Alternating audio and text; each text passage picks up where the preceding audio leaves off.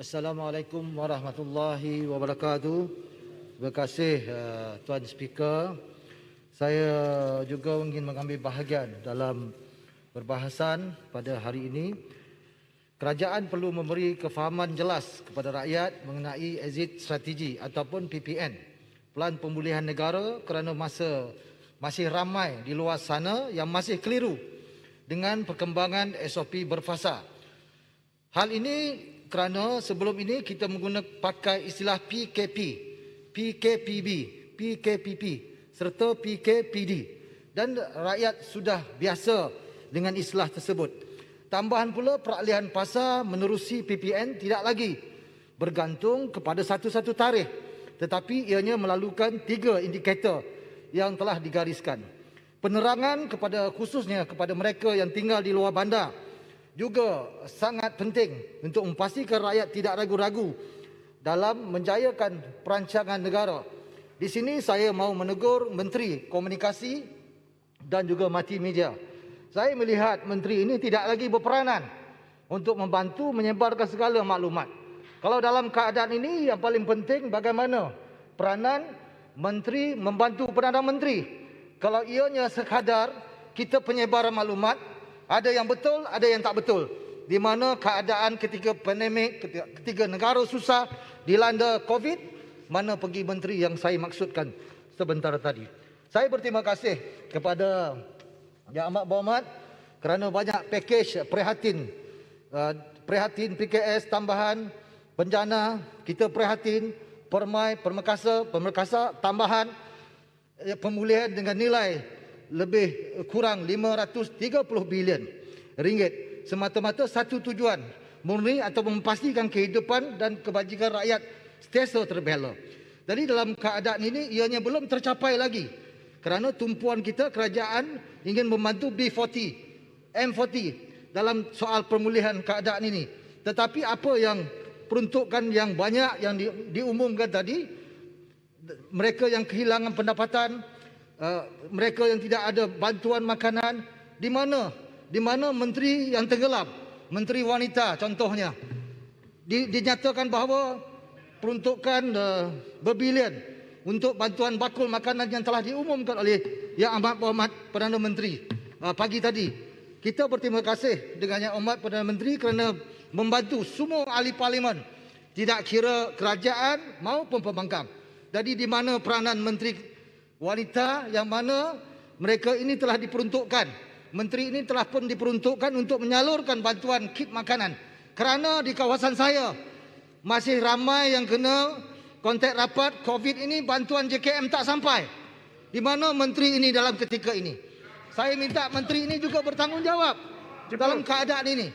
Jadi saya harap dalam keadaan ini boleh dikaji beberapa menteri yang tidak berperanan untuk membantu kerajaan dalam pasar pemulihan negara pada hari ini yang telah kita bincangkan daripada pagi ini. Dan seterusnya, boleh bagi. Dan seterusnya, Jempol. 500 pasal bakul makanan. 580,000 PMKS berisiko gulung tikar. Berdasarkan survei yang dijalankan oleh Kementerian Pembangunan Usahawan dan Koperasi, dianggarkan 580,000 perniaga yang mewakili 49% dari segi sektor PMKS berisiko untuk menutup perniagaan menjelang Oktober depan sekiranya mereka masih lagi tidak dibenarkan beroperasi. Lebih 7 juta rakyat Malaysia bakal kehilangan pekerjaan. Setiap pekerjaan mempunyai 2 tanggungan. Maka kehilangan pekerjaan seorang individu melibatkan 14 juta orang bagi turut menerima kesan yang langsung. Kesan PMKS ini tidak boleh bangkit semula walaupun selepas ekonomi dibuka. Kegagalan PMKS ini menerus operasi akan memberi kesan kepada rakyat dan juga masyarakat. Jadi apa peranannya? Yang perlu kita bantu mereka ini dalam pelan pemulihan tersebut. Yang satu lagi saya ingin menyentuh soal murid sekolah yang akan dibuka sekolah.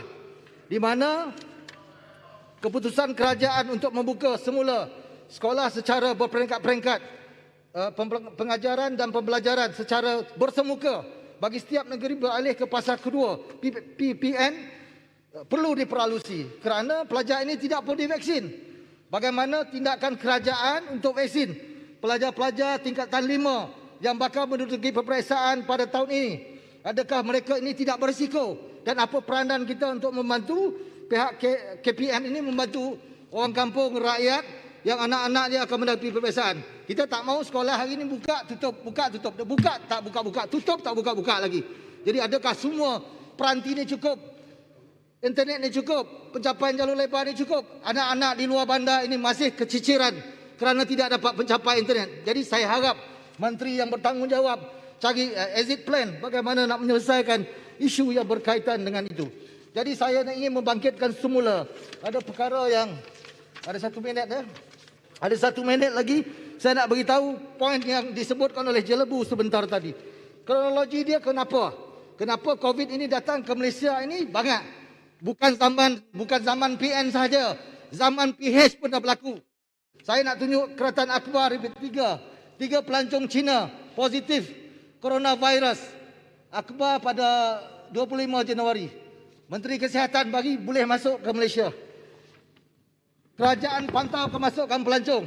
Ini pun ada, bagi masuk lagi. Ini kita nak sebut apa puncanya. Jangan salahkan kerajaan bila ni. Kita serah kepada PN dah tak ada kes. 11 hari tak ada kes. Bila diserah kepada PN dah tak ada kes. Betul kan fakta tuan? Jangan diskriminasi pelancong Cina. Betul kan fakta? Jadi ini semuanya bila diserah kepada PN dah tak ada kes dah. Jangan kita salahkan semata-mata. Cerita semua, jangan cerita. Syalam, duduklah Syalam. Duduklah Syalam. Jangan cerita Syalam, duduklah. Kepada kerajaan sekarang, kerajaan sebelah sana dulu, masa PS pun kosong kes. Bila serah kepada PN, kosong kes. Bila PN ambil alih, kosong kes. 11 hari tak ada kes. Jadi terima kasih Tuan Speaker yang mungkin ruang kepada saya. Assalamualaikum.